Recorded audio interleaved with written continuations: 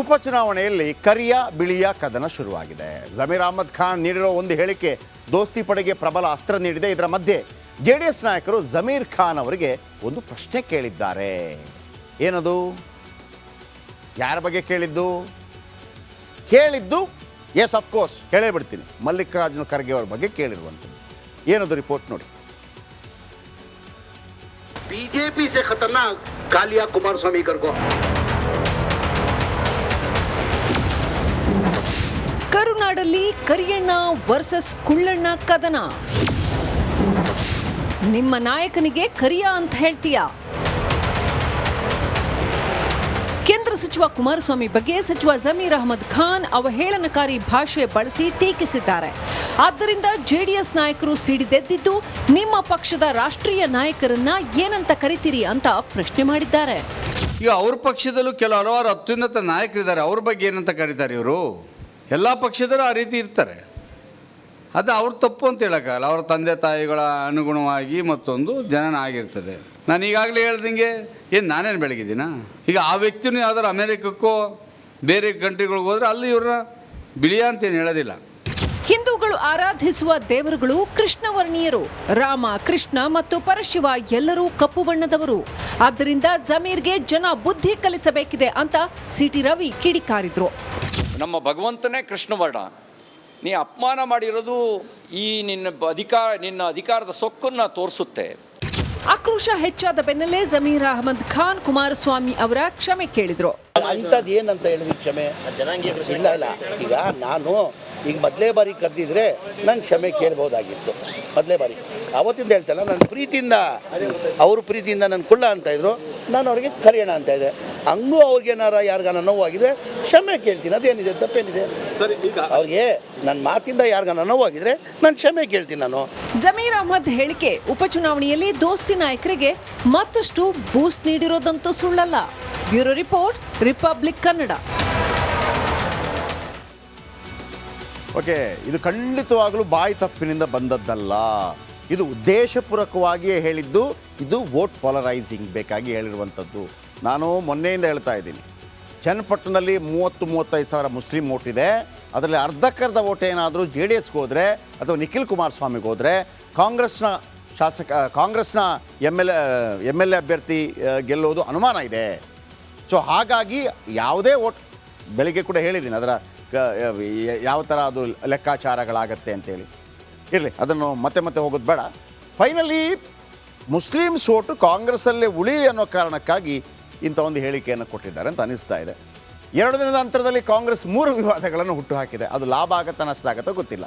BJPಗಿಂತ ಕರಿಯ Kumaraswamy danger ಅನ್ನುವಂಥ ಹೇಳಿಕೆಯನ್ನು ಕೊಟ್ಟರು. ಉರ್ದು ಭಾಷಿಕರನ್ನು ಸೆಳೆಯಲು ಸಚಿವರು ಯತ್ನಿಸಿದ್ರು ಅಂತ ಕೇಳಿ ಬರ್ತಾ ಇದೆ. ಏ ಕೋನ್ ಬೋಲ್ ರೇ ಸೋ ಕಾಲಾ ಕುಮಾರಸ್ವಾಮಿ ಅಂತ ಅವರು ಹೇಳ್ತಾರೆ. ಜಮೀರ್ ಹೇಳಿದ್ದ ಹೇಳಿಕೆಯಿಂದ ಭಾರಿ ವಿವಾದ ಉಂಟಾಗಿತ್ತು. ಜಮೀರ್ ಮಾತಿನಿಂದ ದೋಸ್ತಿಗೆ ಲಾಭದ ನಿರೀಕ್ಷೆ ಇದೆಯಂತೆ. ಅಂದರೆ ಮುಸ್ಲಿಮರ ಹೊರತಾಗಿ ಒಕ್ಕಲಿಗರೆಲ್ಲರೂ ಓಟು ಸ್ವಲ್ಪ ಹೆಚ್ಚು ಜೆ ಡಿ ಎಸ್ಗೆ ಹೋಗ್ಬೋದಾಗ ಗೊತ್ತಿಲ್ಲ. ಇಲ್ಲಿ ಮುಸ್ಲಿಂ ಓಟ್ ಟಾರ್ಗೆಟ್ ಮಾಡಿರುವಂಥ ಒಂದು ಪ್ರಹಸನ ಇದು. ಇತ್ತ ಅಂಬೇಡ್ಕರ್ಗೆ ಅವಮಾನಿಸುತ್ತೆ ಅಜ್ಜಂಪೀರ್ ಖಾದ್ರಿ. ಅಜ್ಜಂಪೀರ್ ಮಾತಿನಿಂದ ದಲಿತರಿಗೆ ಸಿಟ್ಟು ಖಂಡಿತವಾಗ್ಲೂ ಬರುತ್ತೆ. ದಲಿತ ಸಮುದಾಯಕ್ಕೆ ಅಂಬೇಡ್ಕರ್ ಅವರು ದೇವರ ಸಮಾನ. ಇನ್ನು ದಲಿತರ ಹಿತ ಕಾಪಾಡಿದ ಡಾಕ್ಟರ್ BR ಅಂಬೇಡ್ಕರ್. ಅಂಥ ಅಂಬೇಡ್ಕರ್ಗೆ ಅವಮಾನಿಸಿದ ಕಾಂಗ್ರೆಸ್ ಅಜ್ಜಂಪೀರ್ ಖಾದ್ರಿ. ಇನ್ನೊಂದೆಡೆ ಯಾಸಿರ್ ಅಹಮ್ಮದ್ ಅಫಿಡವಿಟ್ ಕಿರಿಕ್ ಕೂಡ ಇದೆ. ಶಿಗ್ಗಾಂವಿ ಕಾಂಗ್ರೆಸ್ ಅಭ್ಯರ್ಥಿ ವಿರುದ್ಧ ಕೇಸ್ಗಳಿವೆ.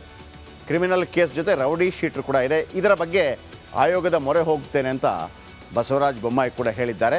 ಯಾಕಂದರೆ ಅಫಿಡವಿಟ್ನಲ್ಲಿ ಅದನ್ನು ಹಾಕಬೇಕು. ಅಲ್ಲಿ SP ಅಂಶುಕುಮಾರ್ ಹೇಳೇ ಬಿಟ್ರು, ಇದ್ದಾರೆ ಅವರು ಏನು ರೌಡಿ ಶೀಟ್ರ್ ಆಗಿದ್ದರು ಅಂತೇಳಿ. ಆಮೇಲೆ ಒಂದು ಪತ್ರ ಬಿಡುಗಡೆ ಆಗುತ್ತೆ, ಇಲ್ಲ ಅಂಥದ್ದು ಯಾವುದೂ ಇರಲಿಲ್ಲ ಅಂತ ಹೇಳ್ತಾರೆ. ಸೊ ಅಫಿಡವಿಟ್ನಲ್ಲಿ ಹಾಕಿಲ್ಲ ಅನ್ನುವಂಥ ಮಾತುಗಳು ಕೂಡ ನೋಡಿ. ರಾಜಕಾರಣಗಳು ಹೆಂಗಿರುತ್ತೆ ಅಂತ ಜಮೀರ್ ಅಹ್ಮದ್ ಖಾನ್ ಅವರು ಕರಿಯ ಕುಮಾರಸ್ವಾಮಿ ಅಂತ ಹೇಳಿದ್ದಕ್ಕೆ ಇವತ್ತು BJP ನಾಯಕರುಗಳು ಕೂಡ ಹಂಗೆ ಹೇಳ್ಬಾರ್ದಿತ್ತು, ಹಿಂಗೆ ಹೇಳ್ಬಾರ್ದು ಅಂತ ಹೇಳ್ತಾಯಿದ್ರು. ಈ ಹಿಂದೆ ಇದೇ ಕುಮಾರಸ್ವಾಮಿಯವರನ್ನು ಬೇರೆ ಬೇರೆ ರೀತಿಯಲ್ಲಿ ಟೀಕೆ ಮಾಡಿದ್ದು ಕೂಡ ಇದೆ.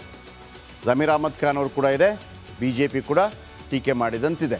ರಾಜಕೀಯಗಳು ಆಮೇಲೆ ಹೊಂದಾಣಿಕೆಗಳು ಚೇಂಜ್ ಆದಾಗ ಹೇಗೆ ರಾಜಕಾರಣಿಗಳು ಬದಲಾಗ್ತಾರೆ ಅನ್ನೋದು. ಉಪಚುನಾವಣೆಯಲ್ಲಿ ಕರಿಯ ಬಿಳಿಯ ಕದನ ಶುರುವಾಗಿದೆ. ಜಮೀರ್ ಅಹ್ಮದ್ ಖಾನ್ ನೀಡಿರೋ ಒಂದು ಹೇಳಿಕೆ ದೋಸ್ತಿ ಪಡೆಗೆ ಪ್ರಬಲ ಅಸ್ತ್ರ ನೀಡಿದೆ. ಇದರ ಮಧ್ಯೆ ಜೆ ಡಿ ಎಸ್ ನಾಯಕರು ಜಮೀರ್ ಖಾನ್ ಅವರಿಗೆ ಒಂದು ಪ್ರಶ್ನೆ ಕೇಳಿದ್ದಾರೆ. ಏನದು?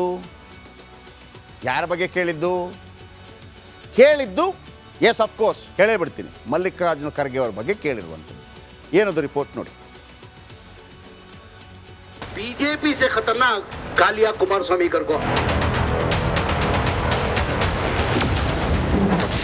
ಕರುನಾಡಲ್ಲಿ ಕರಿಯಣ್ಣ ವರ್ಸಸ್ ಕುಳ್ಳಣ್ಣ ಕದನ. ನಿಮ್ಮ ನಾಯಕನಿಗೆ ಕರಿಯ ಅಂತ ಹೇಳ್ತೀಯಾ? ಕೇಂದ್ರ ಸಚಿವ ಕುಮಾರಸ್ವಾಮಿ ಬಗ್ಗೆ ಸಚಿವ ಜಮೀರ್ ಅಹಮದ್ ಖಾನ್ ಅವಹೇಳನಕಾರಿ ಭಾಷೆ ಬಳಸಿ ಟೀಕಿಸಿದ್ದಾರೆ. ಆದ್ದರಿಂದ ಜೆಡಿಎಸ್ ನಾಯಕರು ಸಿಡಿದೆದ್ದಿದ್ದು ನಿಮ್ಮ ಪಕ್ಷದ ರಾಷ್ಟ್ರೀಯ ನಾಯಕರನ್ನ ಏನಂತ ಕರಿತೀರಿ ಅಂತ ಪ್ರಶ್ನೆ ಮಾಡಿದ್ದಾರೆ. ಈಗ ಅವ್ರ ಪಕ್ಷದಲ್ಲೂ ಹಲವಾರು ಅತ್ಯುನ್ನತ ನಾಯಕರಿದ್ದಾರೆ, ಅವ್ರ ಬಗ್ಗೆ ಏನಂತ ಕರೀತಾರೆ ಇವರು? ಎಲ್ಲ ಪಕ್ಷದರು ಆ ರೀತಿ ಇರ್ತಾರೆ. ಅದು ಅವ್ರ ತಪ್ಪು ಅಂತ ಹೇಳೋಕ್ಕಾಗಲ್ಲ. ಅವ್ರ ತಂದೆ ತಾಯಿಗಳ ಅನುಗುಣವಾಗಿ ಮತ್ತೊಂದು ಜನನ ಆಗಿರ್ತದೆ. ನಾನು ಈಗಾಗಲೇ ಹೇಳ್ದಂಗೆ ಏನು ನಾನೇನು ಬೆಳಗಿದ್ದೀನ? ಈಗ ಆ ವ್ಯಕ್ತಿನೂ ಯಾವ್ದಾರು ಅಮೇರಿಕಕ್ಕೋ ಬೇರೆ ಕಂಟ್ರಿಗಳಿಗೆ ಹೋದರೆ ಅಲ್ಲಿ ಇವ್ರನ್ನ ಬಿಳಿಯ ಅಂತೇನು ಹೇಳೋದಿಲ್ಲ. ಹಿಂದೂಗಳು ಆರಾಧಿಸುವ ದೇವರುಗಳು ಕೃಷ್ಣವರ್ಣೀಯರು. ರಾಮ, ಕೃಷ್ಣ ಮತ್ತು ಪರಶಿವ ಎಲ್ಲರೂ ಕಪ್ಪು ಬಣ್ಣದವರು. ಆದ್ದರಿಂದ ಜಮೀರ್ಗೆ ಜನ ಬುದ್ಧಿ ಕಲಿಸಬೇಕಿದೆ ಅಂತ ಸಿಟಿ ರವಿ ಕಿಡಿಕಾರಿದ್ರು. ನಮ್ಮ ಭಗವಂತನೇ ಕೃಷ್ಣವರ್ಣ. ನೀ ಅಪಮಾನ ಮಾಡಿರೋದು ಈ ನಿನ್ನ ಅಧಿಕಾರದ ಸೊಕ್ಕನ್ನು ತೋರಿಸುತ್ತೆ. ಆಕ್ರೋಶ ಹೆಚ್ಚಾದ ಬೆನ್ನಲ್ಲೇ ಜಮೀರ್ ಅಹಮದ್ ಖಾನ್ ಕುಮಾರಸ್ವಾಮಿ ಅವರ ಕ್ಷಮೆ ಕೇಳಿದ್ರು. ಅಂಥದ್ದು ಏನಂತ ಹೇಳಿದ್ವಿ ಕ್ಷಮೆ? ಇಲ್ಲ ಈಗ ನಾನು ಈಗ ಮೊದಲೇ ಬಾರಿ ಕರೆದಿದ್ರೆ ನಾನು ಕ್ಷಮೆ ಕೇಳ್ಬೋದಾಗಿತ್ತು. ಮೊದಲೇ ಬಾರಿ ಅವತ್ತಿಂದ ಹೇಳ್ತಲ್ಲ, ನನ್ನ ಪ್ರೀತಿಯಿಂದ ಅವರು ಪ್ರೀತಿಯಿಂದ ನನ್ನ ಕುಳ್ಳ ಅಂತ ಇದ್ರು, ನಾನು ಅವ್ರಿಗೆ ಕರೆಯೋಣ ಅಂತ ಇದ್ದೆ. ಹಂಗೂ ಅವ್ರಿಗೇನಾರ ಯಾರಿಗಾನ ನೋವಾಗಿದ್ರೆ ಕ್ಷಮೆ ಕೇಳ್ತೀನಿ, ಅದೇನಿದೆ ತಪ್ಪೇನಿದೆ?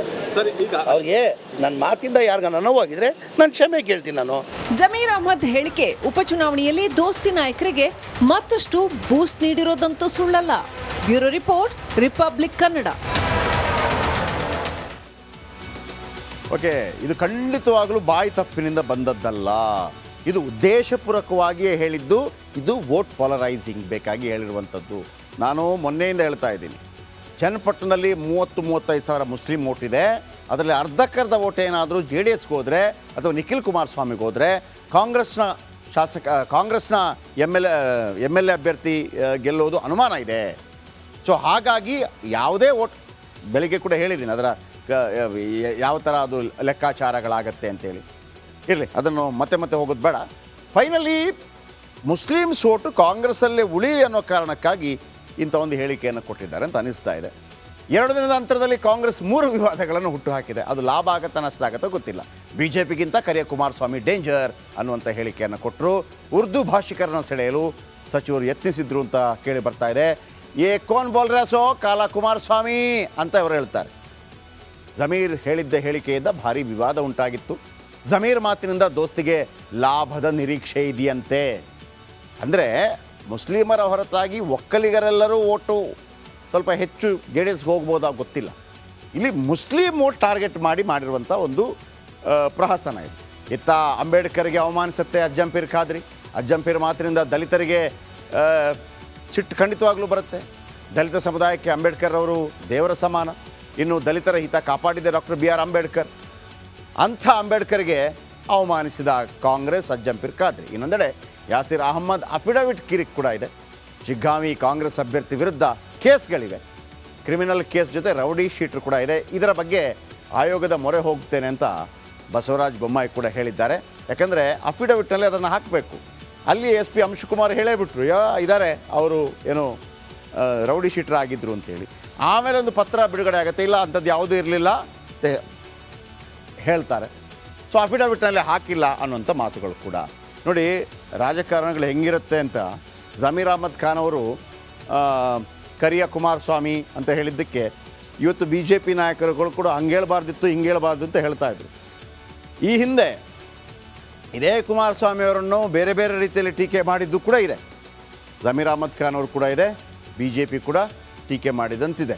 ರಾಜಕೀಯಗಳು ಆಮೇಲೆ ಹೊಂದಾಣಿಕೆಗಳು ಚೇಂಜ್ ಆದಾಗ ಹೇಗೆ ರಾಜಕಾರಣಿಗಳು ಬದಲಾಗ್ತಾರೆ ಅನ್ನೋದು ಇದರಿಂದ ಖಾತ್ರಿ ಆಗುತ್ತೆ.